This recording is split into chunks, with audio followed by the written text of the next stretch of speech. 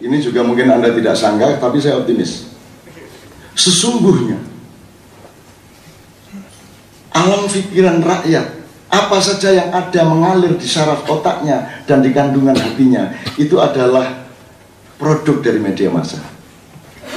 Jadi sesungguhnya alat produksi sejarah yang yang primer, alat produksi sejarah yang primer itu terletak di genggaman tangan media massa. Jadi media massa punya potensi sangat besar untuk bikin revolusi.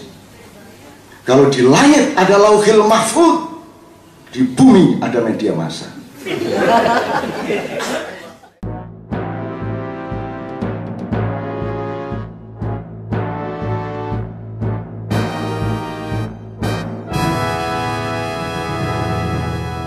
Aktivis nasionalis bertemu bersama-sama pada hari ini, terus nanti 2014 masih ada pemilu, berarti khayalan pertemuan ini.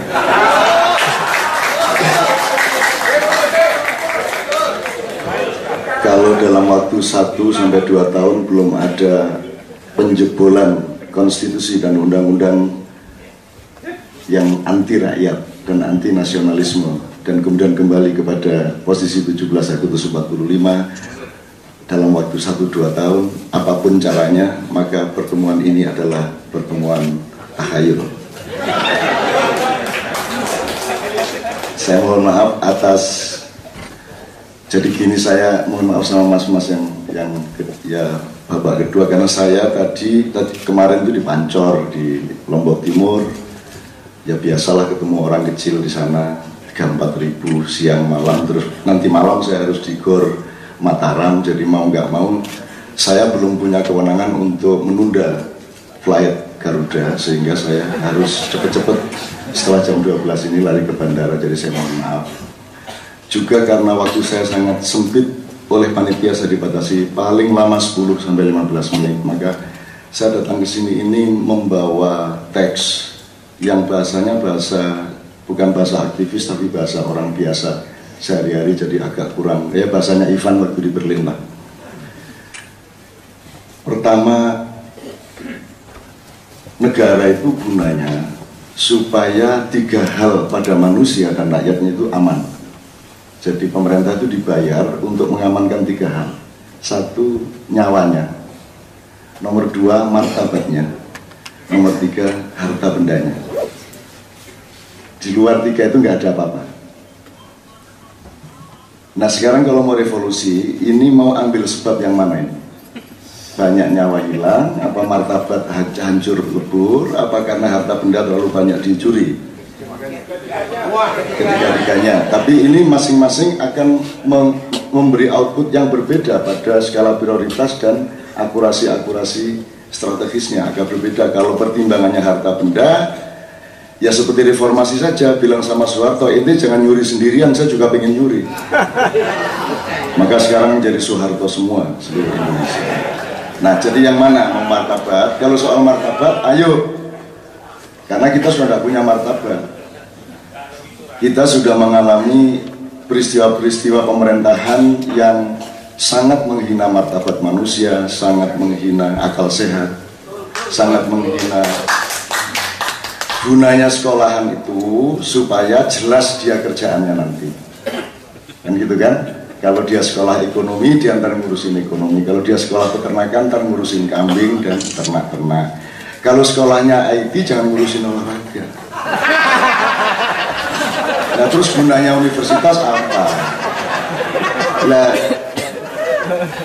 dulu Gus Dur yang merintis ini, ASHK, ahli fikih, ngurusin teknologi. Nah itu kalau Gus Dur enggak apa-apa karena dia wali ke-10. Nah, tapi kalau SBY kan bukan wali, dia kan hanya orang yang ingin melindungi supaya hambalang tidak melebar-lebar kerjanya.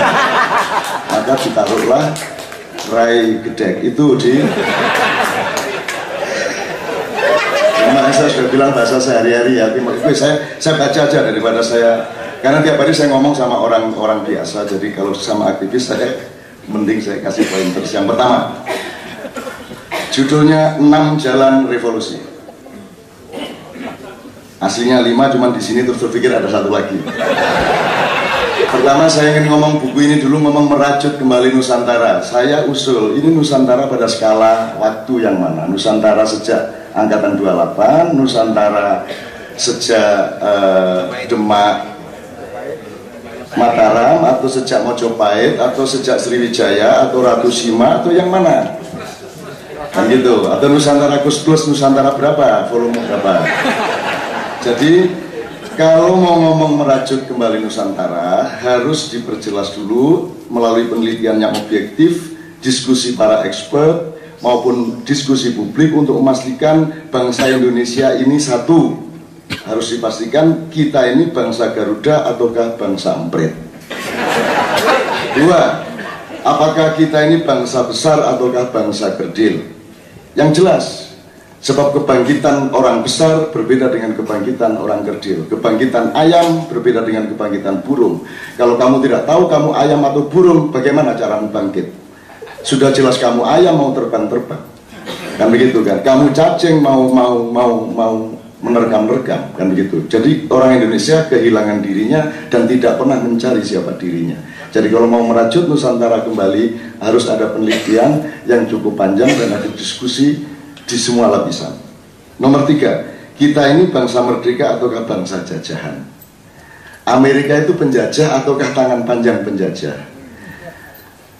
Ada 3 tipu daya dunia, 3 tahap sejak lahirnya Isa. Tahap pertama, tidak terima Nabi Musa kok disaingin sama anak ajaib. Kalah populer Nabi Musa. Ini kan bayi tidak punya bapak bisa ngomong. Kan Nabi Musa kan paling cuma belah laut, itu pun kalau disuruh baleni sorenya tidak terbelah lautnya. Karena yang sakti Tuhan, bukan tongkatnya dan bukan Musa lah. Jadi dia kalah hebat sama Nabi Isa. Akhirnya cemburulah ini anak buahnya Musa. Terus akhirnya bikin rekayasa, memfitnah segala macam, berpuncak pada penyaliban Yesus Kristus. 37 tahun kemudian dibikin rapat setelah kenaikan Isa. Soalnya, loh, setelah saya salib kok malah lebih populer. Kalah ini Musa. Oh, kan memang begitu hukum alam. Setelah video porno malah jadi hit. Noah. Kalau ingin jadi kiai dicium tangannya, zina dulu banyak-banyak, terus insaf jadi kiai baru populer. Gunanya Islam di muka bumi ini adalah khusus untuk para koruptor, begitu tertangkap pakai peci dan jilbab.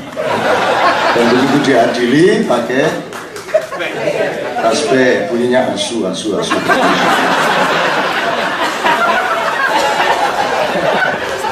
Guyon ini dadang kafir liberal ini gimana? Oke, saya akan setia pada ini. Bangsa merdeka atau bangsa jajahan. Nomor 4, kita ini bangsa setua apa? Kita ini lebih muda dari orang Yahudi apa kakeknya orang Yahudi? Kalau Yahudi suka menipu, apa tidak benar bahwa kita lebih pandai menipu? Sepandai-pandai Yahudi menipu masih lebih pandai kita, karena mereka hanya cucu kita. Karena kita lebih tua dari Nabi Ibrahim. Kita adalah anaknya Nabi Nuh ketika istrinya dirasuki iblis, hamil jadi kita. Maka kelakuan kita campuran malaikat dengan iblis. Ini kalau tidak percaya silakan selidiki. Kamu tidak akan punya bahan, hanya aku yang punya bahan. Nah, jadi Nusantara yang mana, Bu? Oke, saya maksudnya yang penting kan orang kompak ya, tapi kan boleh dong orang dikasih gede hatinya. Kamu itu dulu turunan ini. Apa ini hubungannya sama Atlantis, Sundaland, ya toh? Sundawiwitan, Inkamaya.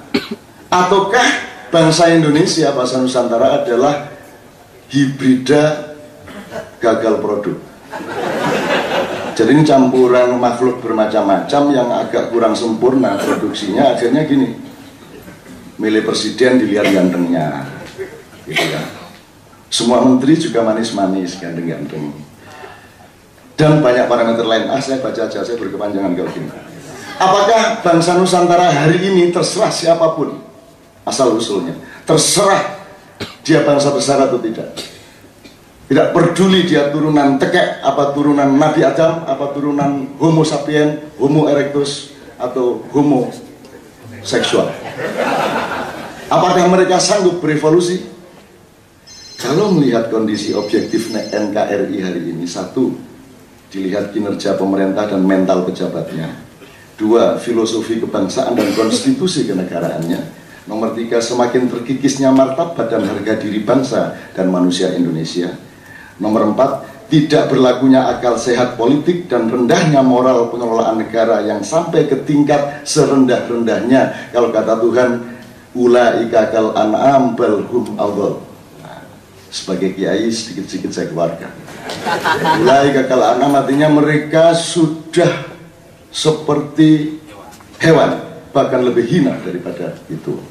Nomor 5, berdasarkan terlalu banyaknya harta benda rakyat dan negara yang dirampok oleh kekuatan asing serta dimalingi oleh pengurus-pengurusnya sendiri, maka urgensi revolusi 100%.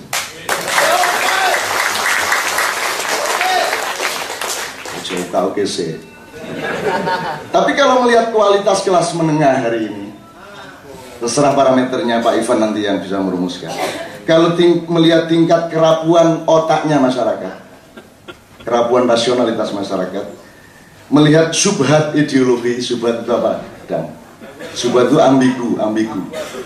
Subhat ideologi dan nasionalisme aktivis di berbagai level dan segmen. Nomor 4, mustahilnya lahir kepemimpinan nasional seperti disebut tadi melalui pintu sistem dan undang-undang perpolitikan yang ada sekarang, maka kans terjadinya revolusi di bawah 10%. Tapi kalau melihat potensi watak revolusioner radikal anarkisnya manusia dan bangsa Indonesia, maka sesungguhnya sangat tinggi kemungkinan untuk revolusi dalam waktu dekat. Karena manusia Indonesia adalah manusia yang paling radikal, paling revolusioner di muka bumi. Berani naik kereta api 200 orang tanpa pegangan, berani kawin tanpa pekerjaan, berani beranak lagi meskipun kredit motor belum beres. Puncaknya adalah SBY bisa jadi presiden. Itu keajaiban luar biasa menurut akal sehat. Tapi tangguhnya kehidupan rakyat, ngawurnya para pemimpin, ribu-ribu perilaku nekat dalam berbagai bentuk, bidang dan ranah nilai menunjukkan bangsa Indonesia selalu siap untuk membiarkan kebobrokan, kan revolusioner namanya ini. Mestinya kalau orang kesakitan kan marah, ini enggak, karena dia mampu revolusi atas dirinya. Rawo polor, harap nopo, silahkan menindas, saya nggak akan apa-apa. Kalau revolusioner, ayo Belanda datang lagi, daripada yang nindas SBY mending kamu sekalian Belanda, ayo sini, campur Arab, campur Amerika. Rakyat selalu siap untuk kehilangan negara. Jangan dipikir kalau negara Indonesia bubar tahun 2015 katanya akan jadi 17 negara bagian terus rakyatnya sedih. Enggak. Rakyat Indonesia tuh enggak peduli ada negara atau tidak. Wong kerjanya negara cuma ngerepotin hidup mereka. Begitu bubar negara, syukuran istighosah sama siapa. Rakyat kok. Tuhan kaget, loh kok gitu. Saya salah bikin ini bangsa Indonesia. Dulu Gus Dur yang Tuhan bingung, saya dulu bikinnya nggak gitu loh. Sekarang saya Indonesia, Tuhan bingung, loh aku dulu bikinnya nggak gini. Ini mesti ada subversi iblis gitu.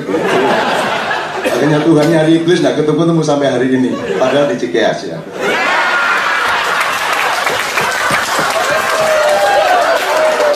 Bahkan rakyat siap dan tenang-tenang saja untuk menjadi bangsa dan negara setan, serta tidak kagum seandainya Indonesia ini menjadi negara malaikat. Karena orang Indonesia bisa menjadi setan, sedetik kemudian bisa menjadi malaikat. Jadi kalau Bang Hariman mau revolusi, rakyat siap. Nah, ini nanti halaman berikutnya soal Hariman. Jadi terserah mau revolusi karena alasan harta benda dicuri habis-habisan, ataukah alasan makin sirnanya martabat dan harga diri bangsa serta manusia Indonesia sampai terpuruk kerendahan dan kehinaan yang amat memalukan di mata dunia, atau karena perjuangan moral. Tapi ada 6 kemungkinan jalan revolusi. 1. Orang Madura, Mahfud MD, menunjukkan kemaduraannya.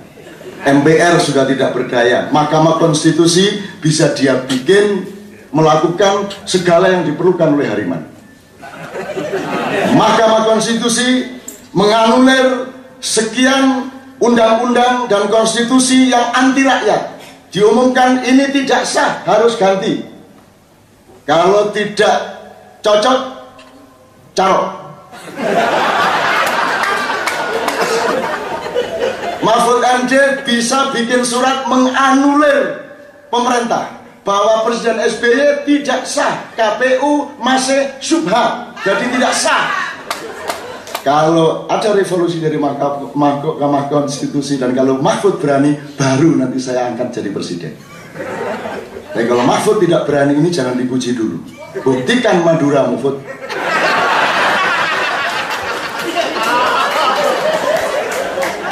Orang Madura itu ijazahnya palsu saja dia bisa pertahankan terhadap KPK. Kalau ijazah saya ada palsu, kata si bupati, saya jadi gubernur. Tuhan saja dilawan sama orang Madura. Tuhan memberi terbakar rumah gara-gara dia rakus waktu jadi nelayan. Terus dia bilang sama Tuhan, Tuhan, masalah laut kenapa dibawa-bawa ke darat?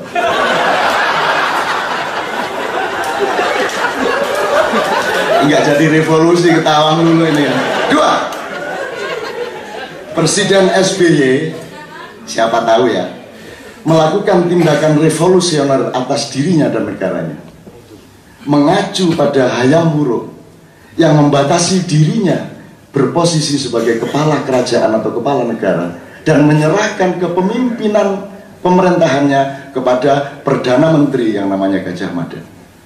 Terserah prosedur konstitusinya. Tapi SBY, saya tak jadi lambang negara saja. Saya minta, saya akan bikin Dewan Negara, semua orang-orang tua yang terpercaya bersama saya. Terus nanti saya angkat Perdana Menteri, pokoknya entah apa namanya yang ngurusin. Ini kalau SBY berani. Kalau enggak apa-apa. Wong ini juga iseng-iseng.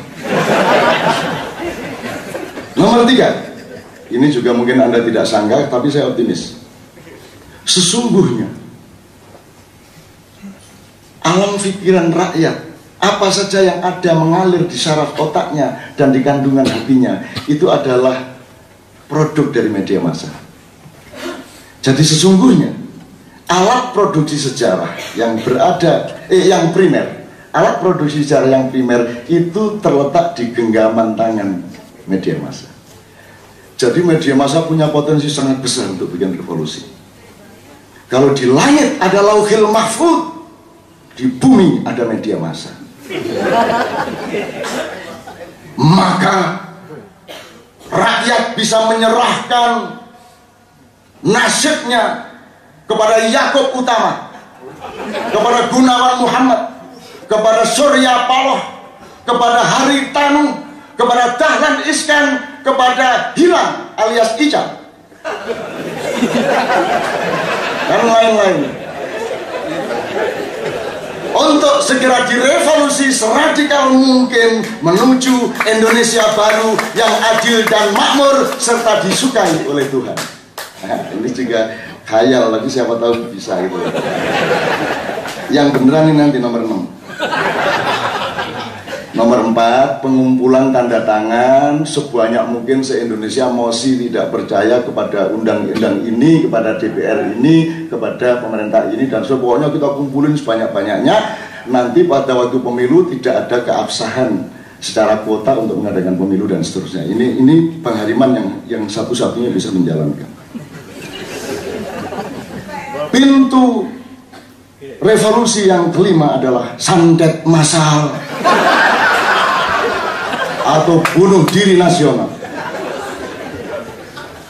Tetapi yang paling aku andalkan hari ini, sehingga aku jauh-jauh terbang dari Pancor Mataram ke Cengkareng, alternatif yang paling nyata adalah Hariman Siregar is back to the street of revolution. Biarin pokoknya Hariman kembali ke jalan dan tidak akan beranjak dari jalan yang dia injak itu sebelum tercapai revolusi. Assalamualaikum warahmatullahi wabarakatuh.